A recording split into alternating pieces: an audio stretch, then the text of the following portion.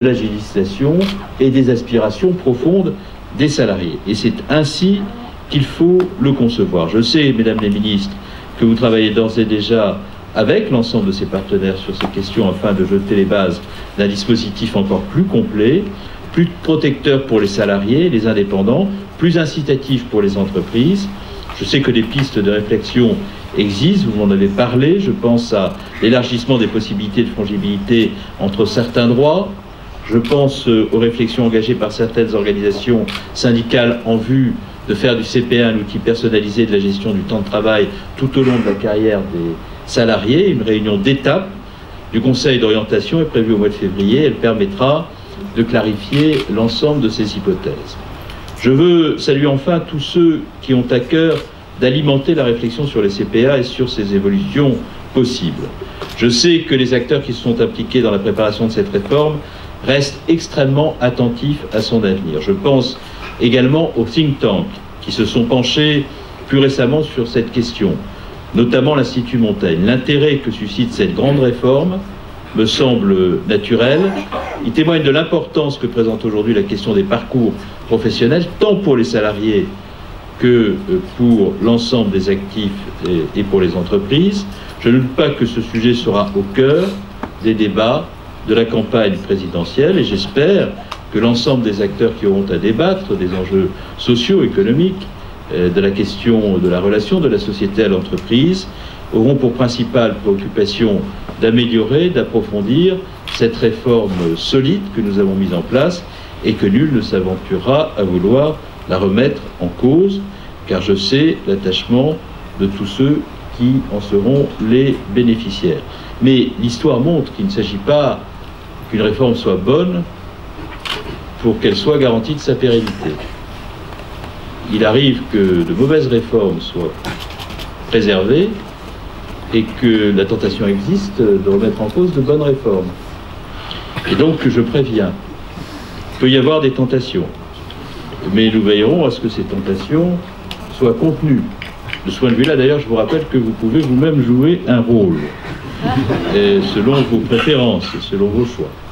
Avec cette réforme majeure, la France se trouve une nouvelle fois à la pointe du progrès en matière de droits sociaux. Vous savez que nos partenaires européens s'intéressent de très près à ce nouveau dispositif.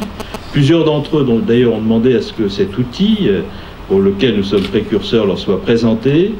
Et beaucoup de pays européens envisagent de s'en inspirer en l'aménageant, bien entendu, pour tenir compte des spécificités de leur économie ou du droit du travail en leur sein. C'est là une indication intéressante pour tous ceux qui sont attachés à la construction d'une Europe sociale, apte à protéger un certain modèle de protection sociale et des droits sociaux des salariés face à la mondialisation. D'autre part, cette réforme ne constitue pas de la part de ce gouvernement un effort isolé. Elle vient compléter les actions qui ont été engagées depuis le début du quinquennat en vue de renforcer la formation professionnelle des Français et de renforcer un certain nombre de droits sociaux. Vous avez parlé du plan 500 000 formations supplémentaires dont nous avons décidé de prolonger la mise en œuvre compte tenu du succès qu'il a remporté. Ce sont près d'1 million de demandeurs d'emploi qui ont été formés en 2016 et les appréciations portées sur ce plan, dans lequel les régions sont très fortement engagées, sont très positives et les jeunes qui ont bénéficié de ce plan ont une chance 10 fois supérieure à celles qui n'en ont pas bénéficié de pouvoir accéder à l'emploi. C'est dire à quel point ce qui a été engagé à travers ce plan 500 000 formations était utile pour favoriser l'accès de ceux qui sont les plus loin du travail à l'emploi. Nous avons donc décidé de prolonger ce plan et nous ferons en sorte également que cette prolongation associe l'ensemble des acteurs concernés, comme cela est le cas depuis le début de la mise en œuvre de cette mesure. Je souhaite également souligner ici le rôle de l'AFPA, qui vient de se transformer en établissement public. C'est une autre réforme que nous avons engagée, qui permet de doter l'État d'un opérateur solide pour exercer des missions de service public dans le champ de la formation professionnelle, pour mieux anticiper les besoins en compétences des entreprises, pour mieux accompagner la politique de certification de l'État et pour assurer une présence territoriale de proximité.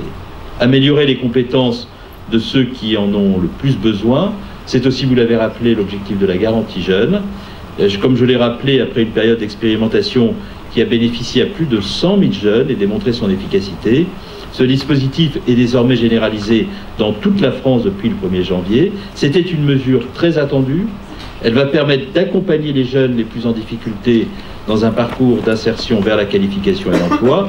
Et elle permettra, là aussi, de recevoir une première allocation pour des jeunes qui, jusqu'à présent, ne disposaient de rien. Lorsque je juxtapose l'ensemble de ces réformes, et je ne les ai pas évoquées toutes, le CPA, le plan 500 000 formations, la garantie jeune, je pourrais également parler de la prime d'activité qui permet à ceux qui sont en situation parfois de grande vulnérabilité sociale ou de grande précarité de pouvoir bénéficier d'un complément de pouvoir d'achat qui peut être significatif selon la situation sociale des bénéficiaires. Je pense notamment à une personne bénéficiant du SMIC, parent isolé, et qui, du fait de la prime d'activité, voit sa rémunération augmenter de près de 360 € par mois. La moyenne pour les personnes au SMIC qui sont en situation d'isolement est de l'ordre de 160 €. C'est donc une augmentation très significative du pouvoir d'achat de ceux qui sont les plus modestes.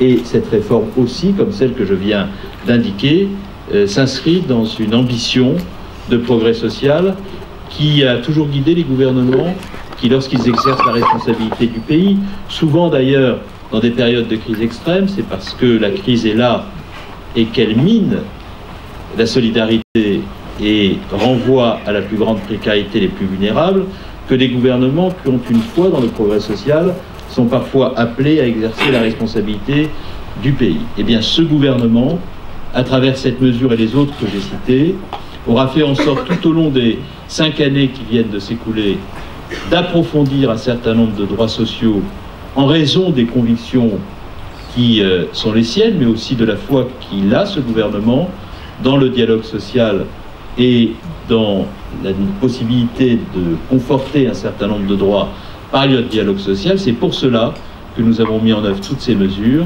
et je voudrais vous remercier à toutes et toutes pour y avoir contribué largement dans une relation de confiance et avec la volonté de coproduire, comme vous l'avez dit excellemment les uns et les autres, des mesures qui s'inscrivent dans cette ambition de progrès et qui sont destinées avant tout à changer la vie de nos concitoyens. Je vous remercie.